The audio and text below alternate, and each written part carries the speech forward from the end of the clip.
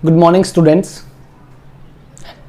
दोस्तों आज के लेक्चर में हम लोग डिस्कस करेंगे structure and stability of carbon free radical. बहुत ही ज्यादा इंपॉर्टेंट है, एग्जाम में डायरेक्टली सवाल यहां से पूछता है कि structure and stability of carbon free radical को आप बताइए, एक्सप्लेन करिए।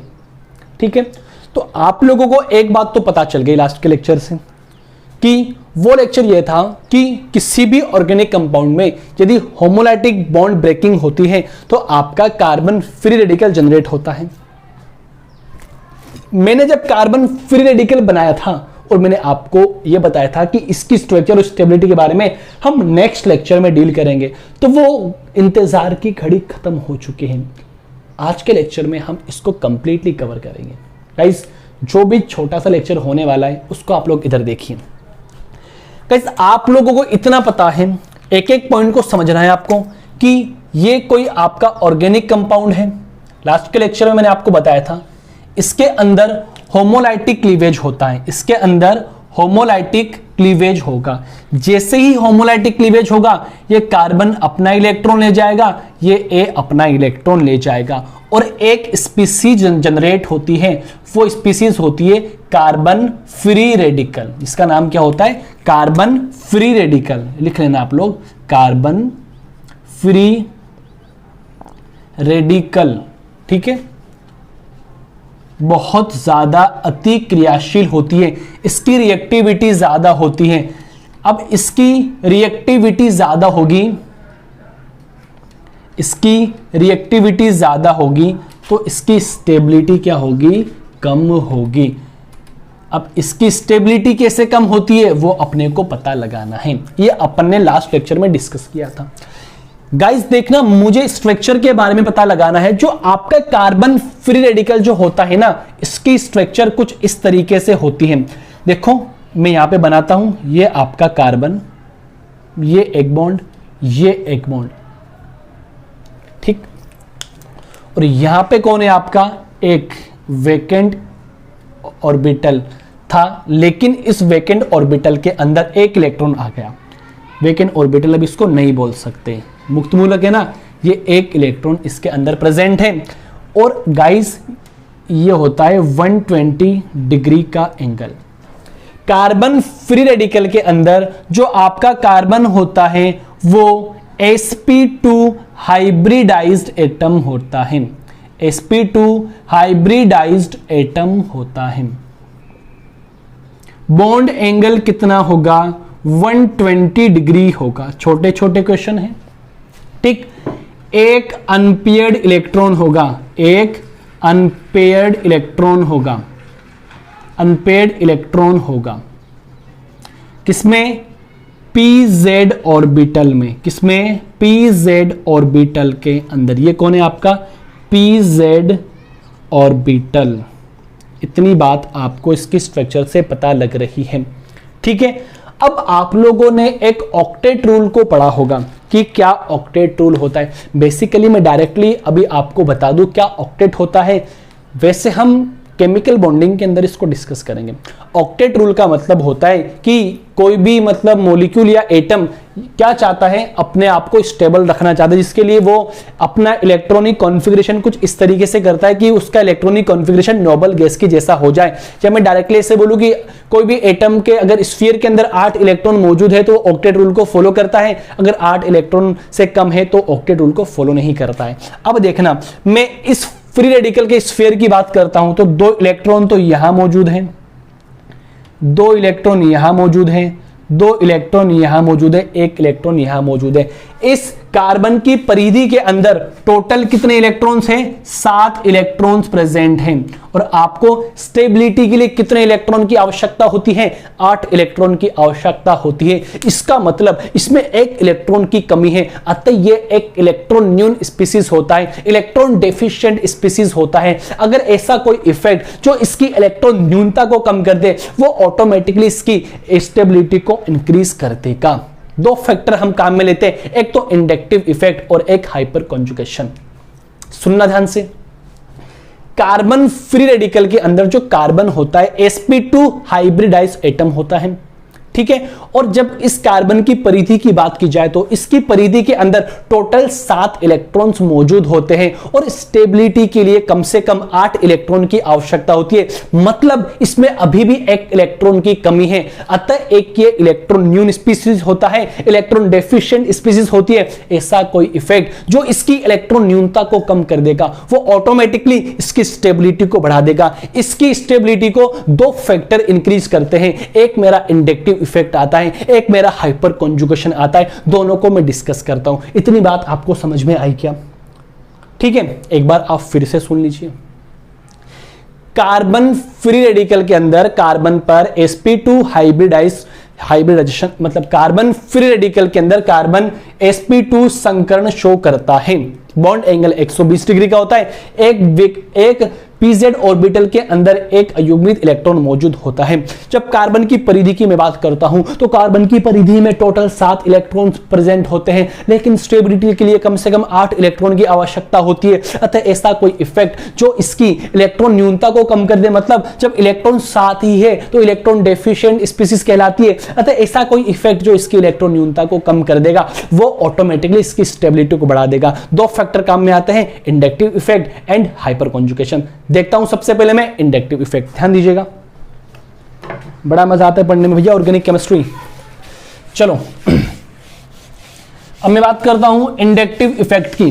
ठीक है, पहला फैक्टर आता है मेरा इंडक्टिव इफेक्ट, इसको आप प्लस आई इफेक्ट बोलते हो। इंडक्टिव इफेक्ट, इंडक्टिव इफेक्ट या प्लस आई इफेक्ट बोल दूं। आपको पता है CH3 जो ग्रुप होता है प्लस आई शो करता है। आप लोगों के सामने मैं 3-4 कंपाउंड लिख रहा हूं, देखना। CH3 कार्बन CH3, यहां पे रेडिकल है। एक लिखता हूं CH3 कार्बन, ये आपका खाली स्पेस। ठीक है, हाइड्रोजन लगा दो।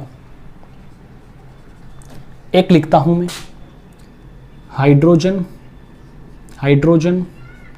Carbon CH3 radical. एक में लिखता हूं H कार्बन H।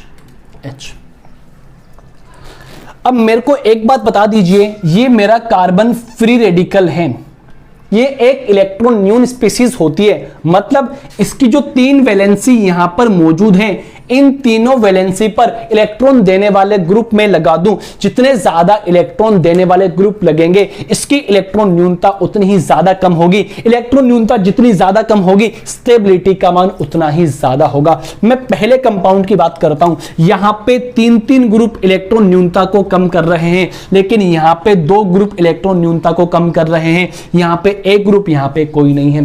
जितने ज्यादा प्लस आई इफेक्ट वाले ग्रुप लगेंगे, ये भी प्लस आई शो करता है, प्लस आई शो करेगा, प्लस आई शो करेगा, 3 ग्रुप मिलके इसकी इलेक्ट्रॉन न्यूनता को कम करेंगे, मतलब इसकी स्टेबिलिटी सबसे ज्यादा। यहां पे 2 ग्रुप है, फिर इसकी आएगी, फिर इसकी आएगी, इसके अंदर तो मौजूद ही नहीं है। ये आपका इंडक्टिव इफेक्ट होता है। ये क्वेश्चन पूछ लेता है।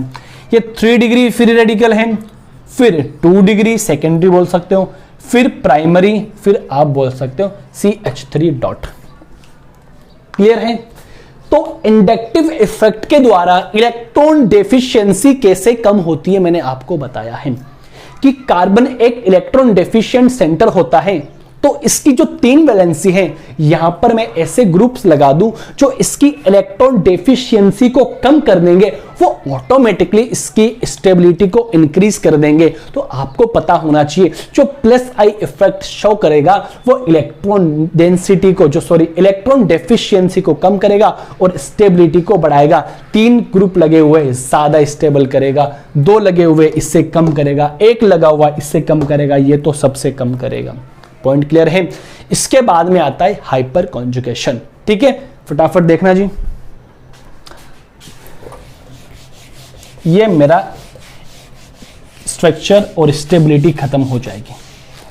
ओके, नेक्स्ट आता है मेरा हाइपर कॉन्जुगेशन। अच्छे से डिस्कस करेंगे इसको।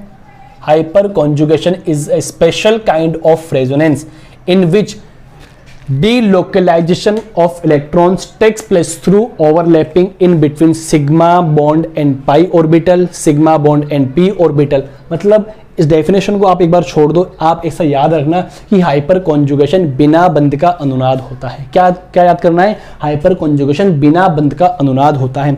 देखना कैसे?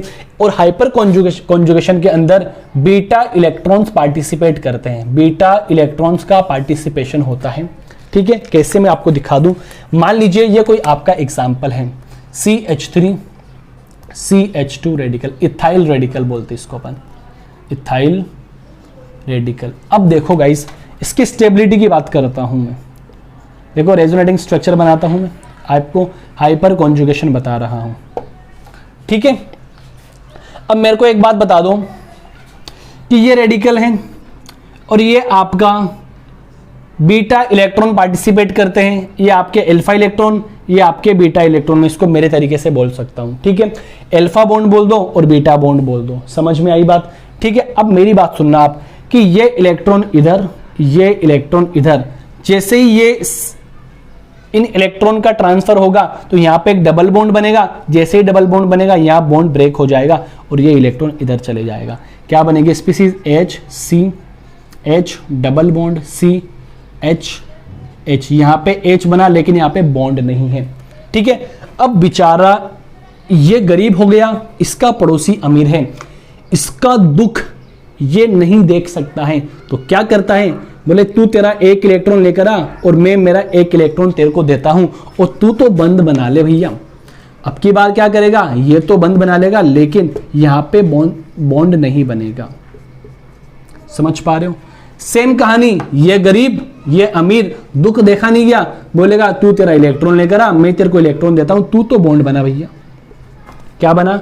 H C H, यहां पे hydrogen radical, double bond carbon, H H। ये आपका हाइपर कॉन्जुगेशन होता है, एक प्रकार का रेजोनेंस ही होता है। किस तरीके से बीटा इलेक्ट्रॉन्स का पार्टिसिपेशन हुआ है वो मैंने आप लोगों से डिस्कस कर लिया है। ठीक है, या मैं ऐसा बोल दूं बीटा इलेक्ट्रॉन्स या बीटा हाइड्रोजन भी आप लोग बोल सकते हो, बीटा हाइड्रोजन इसमें पार्टिसिपेट करते हैं। ठीक है, अब मैं आपको कुछ एग्जाम्पल्स देता हूं और आपको स्टेबिलिटी का ऑर्डर बताना है। ठीक है, चलो ध्यान दीजिएगा। बोल देना कि हाइपर कॉन्जुगेशन के अंदर बीटा हाइड्रोजन पार्टिसिपेट कर दिए, अल्फा ये बीटा, बीटा पे हाइड्रोजन मौजूद, बीटा हाइड्रोजन, या बीटा इलेक्ट्रॉन्स भी पार्टिसिपेशन आप बोल सकते हो।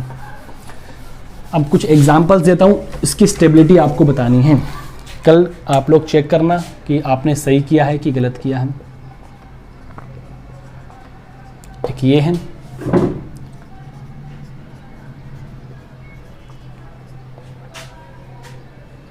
एक ये है, ये है। ठीक है, इनकी स्टेबिलिटी का ऑर्डर आप लोगों को बताना है कि सबसे ज्यादा स्टेबल कौन होगा और सबसे कम स्टेबल कौन होगा।